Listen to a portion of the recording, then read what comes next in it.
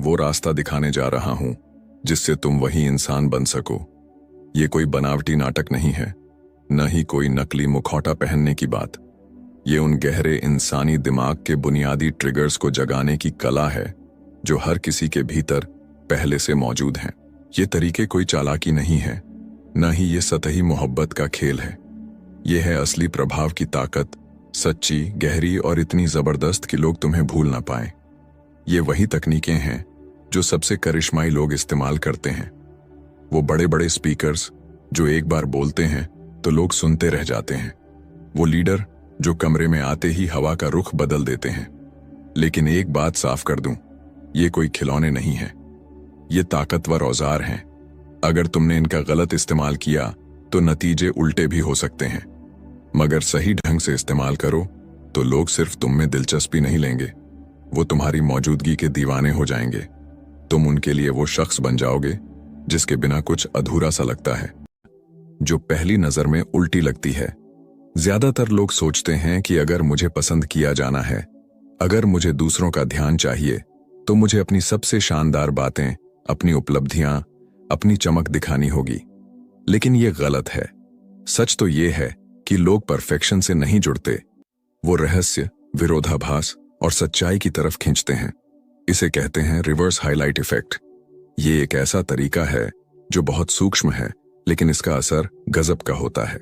इसमें तुम पहले अपनी ताकत नहीं, बल्कि एक छोटी सी कमजोरी सामने लाते हो और फिर धीरे से अपनी असली चमक दिखाते हो। मिसाल के तौर पर, मान लो तुम किसी ग्रुप में हो और कोई पूछता है, तुम क्या करते हो? तुम सीधे अपनी सफलताएं गिनाने की बजाय कहते हो, सच बताऊं, मुझे खुद को समझने में काफी वक्त लगा।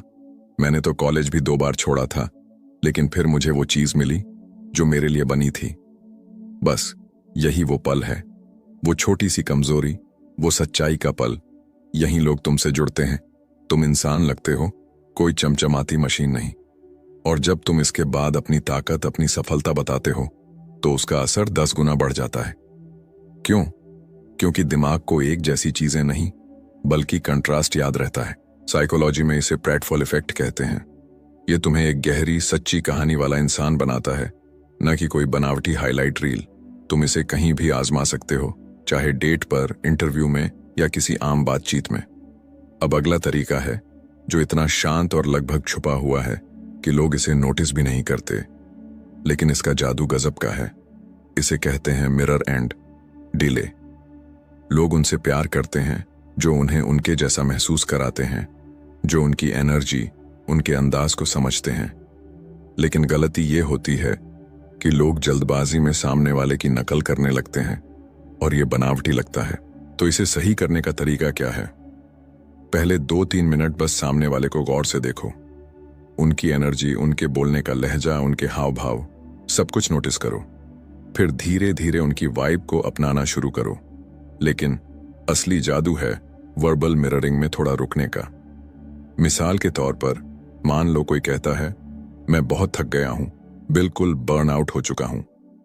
तुम तुरंत जवाब देने की बजाय 10 सेकंड रुकते हो, फिर धीरे से कहते हो, वो एहसास जब दिमाग पूरी तरह थम सा जाता है। मैं समझता हूं ये बहुत भारी होता है। वो छोटा सा रुकना सामने वाले को ये एहसास देता है कि तुमने उन्हें सचमुच सुना। तुमने उनकी बात को सिर्फ कान से नहीं, दिल से महसूस किया, और यहीं से एक गहरा कनेक्शन बनता है। ये तरीका इतना ताकतवर है कि लोग तुम्हें भूल नहीं पाते, क्योंकि तुमने उन्हें सुना हुआ महसूस कराया। अब बात करते हैं एक ऐसी सच्चाई की जिसके बारे में कम ही लोग बोलते हैं। चाहत, इच्छा, आकर्षण, ये सब हमेशा मौजूदगी में नहीं, बल्कि गैर मौजूदगी में ज्यादा पनपता है। इसे कहते हैं कंट्रोल्ड एब्सेंस। जब तुम हर वक्त उपलब्ध रहते हो, हर मैसेज का तुरंत जवाब देते हो, हर कॉल उठाते हो, तो तुम अनुमानित बन जाते हो, और अनुमान जिज्ञासा को खत्म कर देता है। इससे बचने के लिए आपको रणनीति के साथ गायब हो जाना है। मान लो तुमने किसी के साथ एक गहरी खास बातचीत की, कुछ ऐसा शेयर किया जो दिल को छू गया। ज्यादातर लोग उसी वक्त चैटिंग शुरू कर देते हैं, बात को और खींचते हैं। तुम ऐसा नहीं करोगे। तुम उस पल को वहीं छोड़ दोगे। न कोई मैसेज, न कोई कॉल, बस एक खालीपन। ज्यादा देर नहीं, बस इतना कि तुम्हारी गैर मौजूदगी उनके दिमाग में गूंजे। और यही खालीपन, वो सन्नाटा, उनके दिमाग में तुम्हारी तस्वीर को और गहरा कर देगा, क्योंकि तुमने एक इमोशनल हाइप बनाया और अब उन्हें तुम्हारा इंतजार करने का मौका दिया। ये इंतजार ही उन्हें तुम्हारी तरफ खींचेगा। लोग उसी की कदर करते हैं जो थोड़ा मुश्किल से मिले। अब आता है एक ऐसा तरीका जो दिमाग के तारों को जोड़ देता है। इसे कहते हैं सबकॉन्शियस एंकर।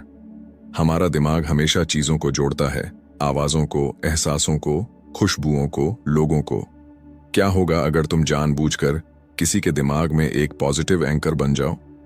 हर बार जब तुम किसी से मिलो, कोई खास शब्द, कोई खास जेस्चर दोहराओ, कुछ ऐसा जो पॉजिटिव हो, प्रेरणादायक हो। जैसे तुम बार बार कहो, जानते हो मुझे ऐसे पलों में सबसे अच्छा क्या लगता है, और फिर कोई मजेदार, दिल को छूने वाली बात कहो। वक्त के साथ वो शब्द, वो लाइन उनके दिमाग में तुमसे जुड़ जाएगी, और जब वो किसी और से भी वैसा कुछ सुनेंगे, उनका दिमाग फट से तुम्हें याद करेगा। तुमने उनके जहन में एक बीज बो दिया जो अब कभी नहीं मिटेगा। ये तरीका इतना गहरा है कि लोग तुम्हें अनजाने में भी याद करने लगते हैं। आखिरी तरीका है जो सबसे ताकतवर है। इसे कहते हैं फ्यूचर पेसिंग फैंटेसी।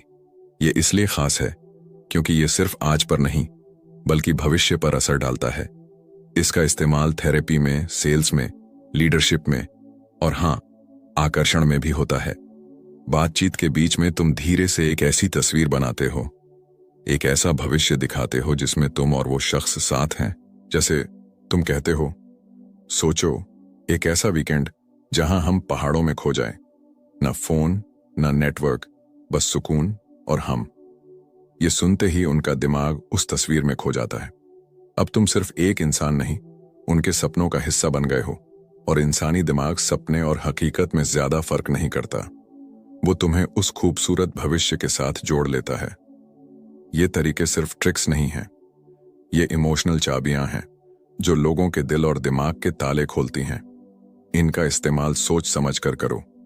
एक बार में एक तरीका अपनाओ, उसमें महारत हासिल करो। और याद रखो, सच्चे प्रभावशाली लोग ज्यादा बोलते नहीं, वो बस जब बोलते हैं तो छाप छोड़ जाते हैं।